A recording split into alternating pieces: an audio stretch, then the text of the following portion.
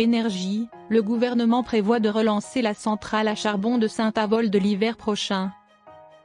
Nous gardons la possibilité de pouvoir faire fonctionner la centrale de Saint-Avold quelques heures de plus si nous en avons besoin l'hiver prochain, a déclaré le ministère, confirmant une information de RTL. La décision n'est pas une surprise totale, le gouvernement n'avait pas exclu, lors de la fermeture de la centrale le 31 mars, de la redémarrer ponctuellement pour sécuriser l'approvisionnement du pays en électricité compte tenu du conflit en Ukraine et des déboires rencontrés par le parc nucléaire d'EDF.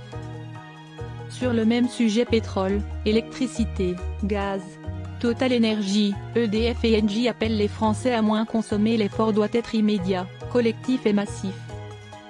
Ce redémarrage s'inscrit dans le plan de fermeture, a redit le ministère qui précise que l'engagement d'Emmanuel Macron de fermer l'ensemble des centrales à charbon en France demeure inchangé.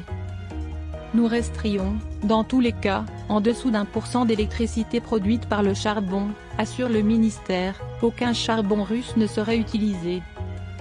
Un décret va être mis en consultation pour organiser cette possibilité d'un fonctionnement l'hiver prochain. Il comprendra des contreparties environnementales car ce redémarrage doit être neutre pour l'environnement, l'exploitant s'engageant sur des projets de reforestation par exemple, selon le ministère.